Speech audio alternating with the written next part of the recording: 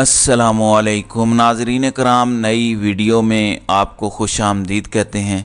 पाकिस्तान की सियासत में इस वक्त बड़ी हलचल मची हुई है। आज एक ख़बर मैंने आपको चौधरी परवेज़ इलाही के हवाले से पिछली व्लॉग में बताई कि IMF और यूरोपीय यूनियन के वफूद इमरान खान से मिलने अडयाला जेल आते हैं।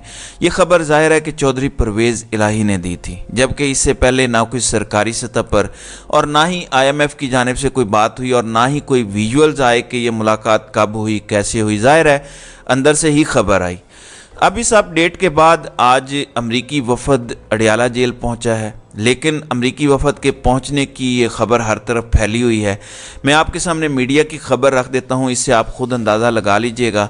दुनिया न्यूज़ की ख़बर है कि अमरीकी वफद का सेंट्रल जेल अडयाला रावलपिंडी का हंगामी दौरा। अब सवाल ये पैदा होता है कि आखिर यूरोपीय यूनियन, IMF और उसके बाद आज अमरीकी वफद आया है, ये अडयाला जेल ही इन सब की मंजिल क्यों है जहां पर इमरान खान कैद हैं। तो दुनिया न्यूज़ ने लिखा है कि जेल ज़राए के मुताबिक सेंट्रल जेल अडयाला का दौरा करने वाले अमरीकी वफद में Greg Edward, Robert Franklin, Donald सोजलो और मार्क राइस और पीटर रिच शामिल हैं। फिर उन्होंने कहा कि जेल में जो सहूलियात मुयस्सर हैं उन सहूलियात के बारे में अमरीकी वफद को ब्रीफ किया गया।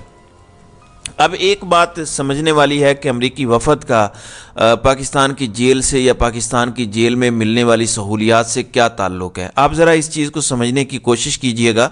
ये ऐसे ही है जैसे कोई भी सरकारी मुलाकात होती है तो बताया जाता है कि मुल्की सलामती और बाहमी दिलचस्पी के उमूर पर तबादला ख्याल किया गया।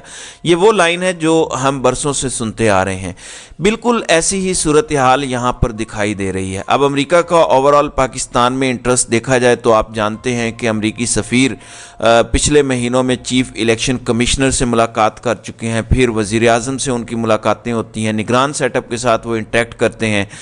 अब अचानक अडयाला जेल ही क्यों? इलेक्शन से पहले पहले ये सारा कुछ होना और ये अचानक हलचल होना बताता है कि कुछ न कुछ पर्दों के पीछे ज़रूर चल रहा है।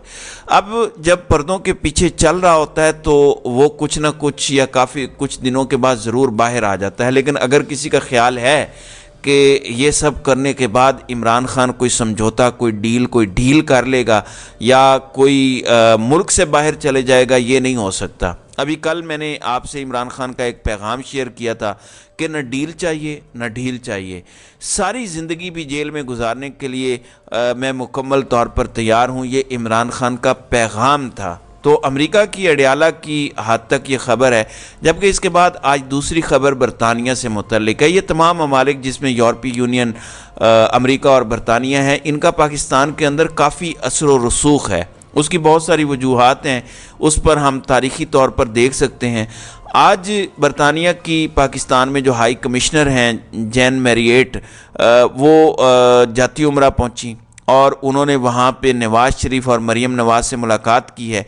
अब ये सब कुछ अचानक से होना कि कोई अडयाला जेल पहुँच रहा है, कोई जाती उम्रा पहुँच रहा है, तो इस सारी पिक्चर को जब आप स्टडी करने की कोशिश करेंगे तो आपको अंदाज़ा होगा कि कुछ पर्दों के पीछे ज़रूर चल रहा है, कुछ ना कुछ पक ज़रूर रहा है। वो क्या चल रहा है ज़ाहिर है उसके बारे में प्रिडिक्ट करना अभी कबल वक्त होगा, लेकिन बहरहाल आपको इन अपडेट से आगाह करना बहुत ज़रूरी है। तो ये सब कुछ इस वक्त हमें होता दिखाई दे रहा है। दूसरी जानिब एक और ख़बर बड़ी अहम है। काजी फ़ाइज़ ईसा, एक मुंसिफ का काम होता है कि वो इंसाफ करे, लेकिन जस्टिस काजी फ़ाइज़ ईसा अपना स्कोर सेटल करने से नहीं निकल पा रहे। वो जनरल फैज़ हमीद के मुतालिक स्कोर सेटल करना चाहते हैं, वो जनरल बाजवा से मुतालिक कोई गेम करना चाहते हैं और इमरान खान के हवाले से तो बिलखुसूस वो कुछ ना कुछ करना चाहते हैं। ये मेरा तासुर है और मेरा तासुर गलत भी हो सकता है। इमरान खान की साइफ़र केस में ज़मानत के हवाले से दरख्वास्त 2 हफ्ते से ज़ायद का वक्त हो चुका है, चीफ जस्टिस काजी फ़ाइज़ ईसा की अदालत में पेंडिंग पड़ी है, नंबर भी लग चुका है, लेकिन समाअत के लिए वो मुकर्रर नहीं कर रहे। अब एक तो आज उन्होंने फैज़ाबाद धरना केस से मुतालिक तहरीरी हुक्मनामा जारी किया।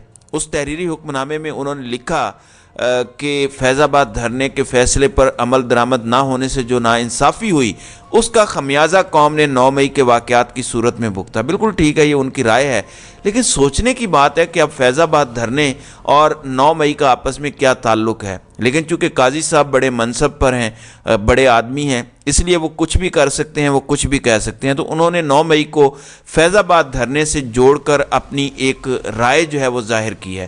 جبکہ اس حد تک قاضی فائز عیسیٰ کے ہاتھ ضرور کھڑے دکھائی دیتے ہیں کہ اگر فیض آباد دھرنا کیس پر عمل درآمد نہیں ہوا تو وہ کوئی توہین عدالت کی کارروائی کرنے کا ارادہ نہیں رکھتے۔ یہ بالکل اسی طریقے سے ہے جیسے جنرل فیض حمید والا کیس ان کے پاس آیا۔ پہلے تو انہوں نے بڑے ریمارکس دیے اور اینڈ پر انہوں نے یہ کہا کہ متعلقہ فورم سے رجوع کیا جائے۔ اس پر لوگوں نے کہا کہ پہلے ہی آپ اسے متعلقہ فورم کی طرف ریفر کرتے اور بینچ نہ بناتے، آخر یہ سب کرنے کی ضرورت کیا تھی؟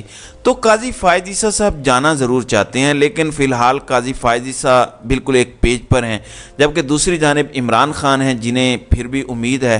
ایون خبر یہ بھی ہے کہ شاہ محمود قریشی بھی سائفر کیس میں ضمانت کے لیے سپریم کورٹ رجوع کرنے جا رہے ہیں، جبکہ دوسری جانب عمران خان نے بھی جو اسلام آباد ہائی کورٹ کا 27 اکتوبر کا تفصیلی فیصلہ ہے ان کی ضمانت خارج کرنے کا، اس میں نے آپ کو بتایا تھا کہ جسٹس عامر فاروق نے کیس کے میرٹس پر بھی گفتگو کی ہے۔ انہوں نے اس فیصلے کو چیلنج کر دیا ہے سپریم کورٹ آف پاکستان کے اندر، اور کہا ہے کہ اس کیس میں حکم امتناع دیا جائے اور اس میں ہر قسم کی کارروائی روکنے کی استدعا کی گئی ہے۔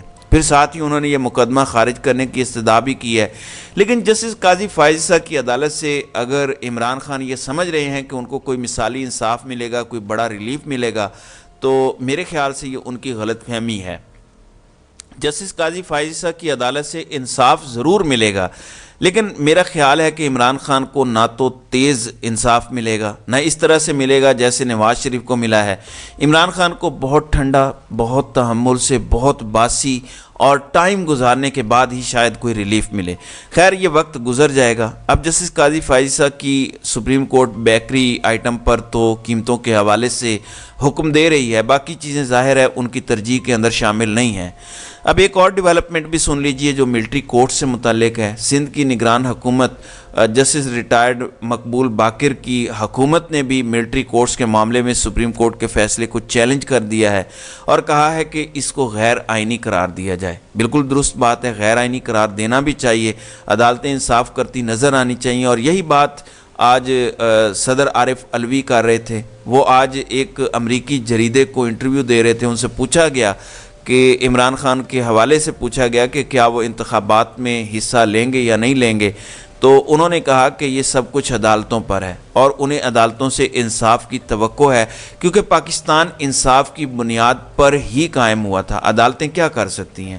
تحریک انصاف کو خیبر پختونخوا کے اندر پر مارنے کی اجازت نہیں ہے۔ جلسہ جلوس تو بڑی بات ہے، لیکن آج فضل الرحمان کا نوشیرہ میں جلسہ تھا، انہیں نہ صرف بھرپور سیکیورٹی دی گئی بلکہ مقامی سکول میں چھٹی بھی کروا دی گئی تاکہ کوئی پرابلم نہ ہو۔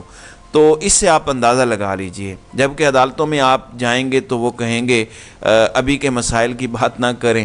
تو یہ ابھی فی الحال حالات و واقعات ہیں، لیکن خیر یہ وقت کا اتار چڑھاؤ جو ہے وہ چلتا رہتا ہے، وقت اچھا بھی ضرور آتا ہے اور عمران خان کا وقت بھی ضرور آئے گا۔ تو ناظرین کرام، آپ کی اس ویڈیو کے حوالے سے کیا رائے ہے؟ آپ اپنی رائے کا اظہار کامنٹ سیکشن میں ضرور کیجیے گا۔